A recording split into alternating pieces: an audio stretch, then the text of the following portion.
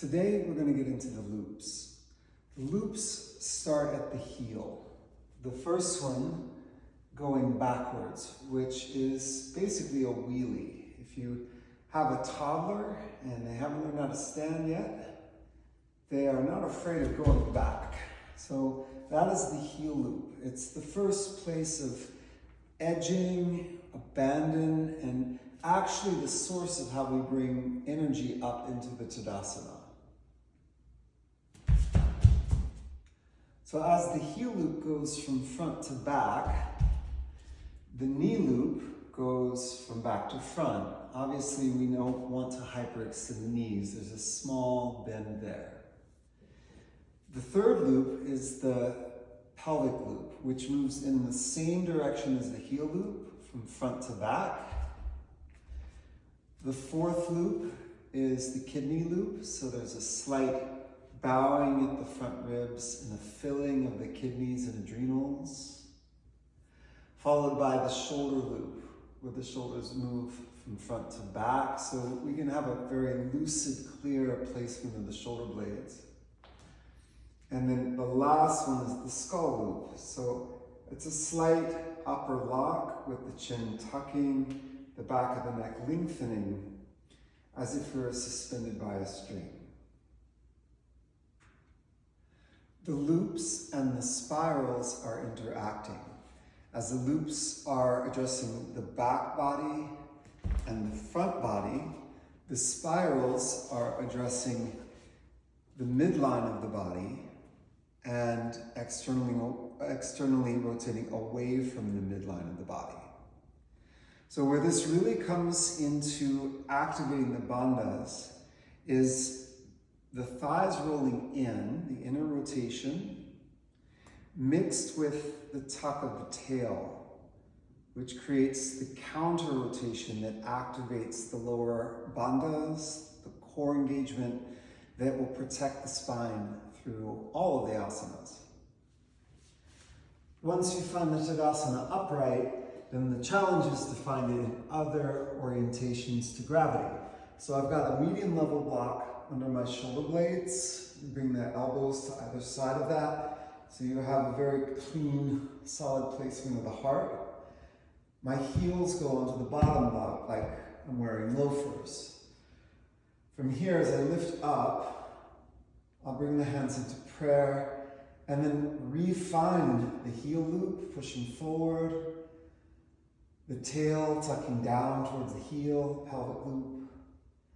As the thighs turn in, my hands are pressing together, the shoulder blades are drawn back, and then I'm feeling for the base of my skull parallel to the ground. So this will really activate your proprioception, a sense of where you are in space-time. So one of my favorite terms is the wheelie, for finding the back edge of the heels, particularly in awkward chair.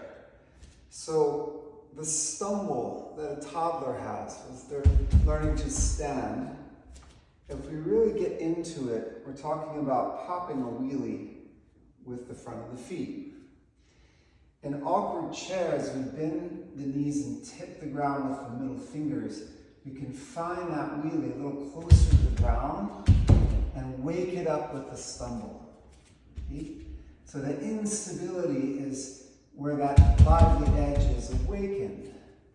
So that as you find it, then your arms want to come up to balance the feet coming down. So the very particular placement of your finger bones in space-time is what brings the toes down.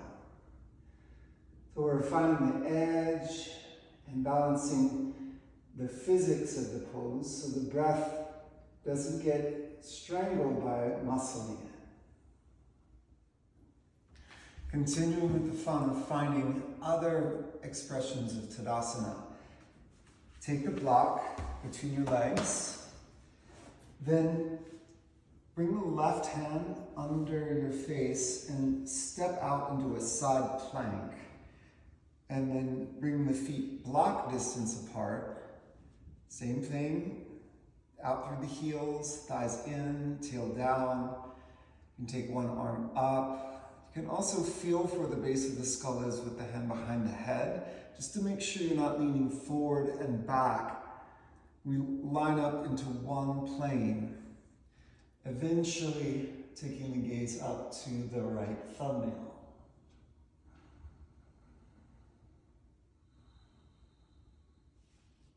The next evolution of this is taking it completely upside down.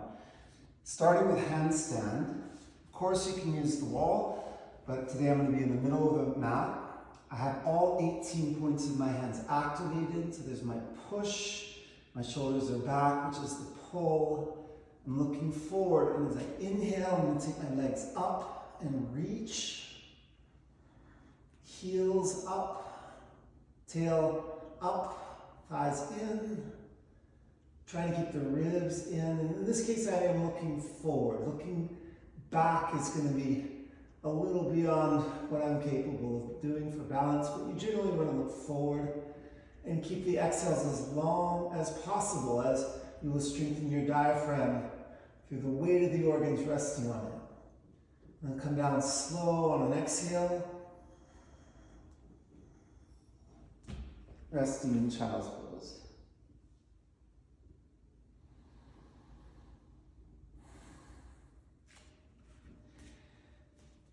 This next pose I like to call the still flame, or the still flame in a windless room. We begin with one block flat, and then another block high up between the legs, again to find the lower bandhas. The critical alignment here is the thighs roll in as the tail tucks down.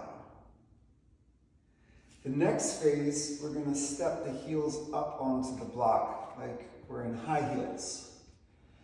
This way, the balls of the feet can spread out like a feline's foot, very relaxed, all the toes ungripped.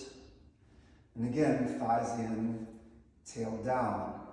From here, as you press the 18 points of the hands, draw back through the shoulder blades.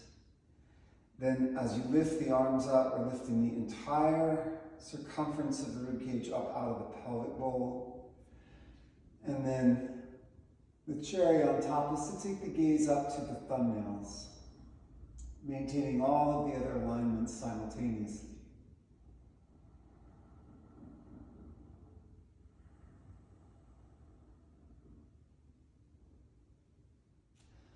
So, once you practice sit on the block, consider that training wheels.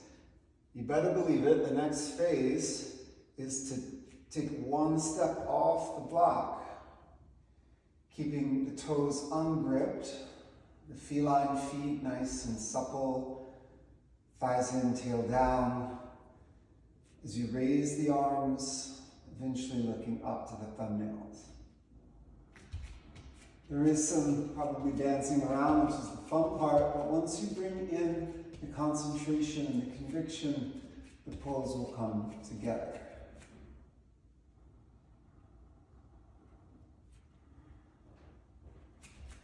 Sort of.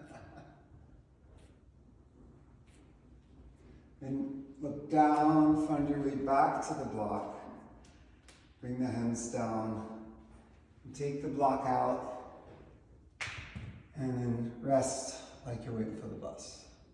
The next sequence is gargoyle pose. I've coined this because it looks like one of the gargoyles hanging over the side of the skyscrapers watching humans run around to their businesses. So the head is dropped, the back body is nice and open to receive the sensations of the breath. The adrenals, kidneys, and floating ribs all changing shape. And the mask of the face just falling off onto the mat. From gargoyle, we come into raven pose. So with all 18 points of the hands on the mat, I'm going to lift up my center of gravity and lock my knees under the upper triceps. Adducting The gaze is forward as we tiptoe the toenails daintily up onto the block.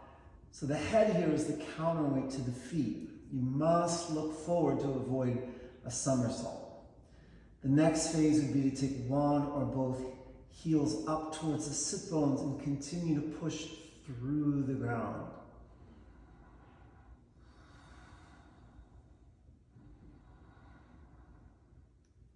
Come down and bring the heels back to the blocks and either come into waiting for the bus pose or back to gargoyle, particularly if the blood pressure is a little woozy. For those who wish to braid this together into one long sequence, starting from Tadasana, inhale, raise the heels up, coming back into Still Flame.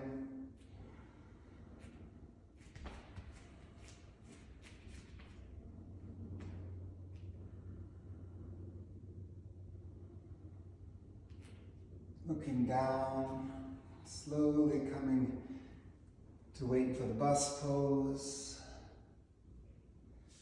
Into gargoyle, recover some energy back into the adrenals and kidneys. Inhale, lift up, lean forward into raven.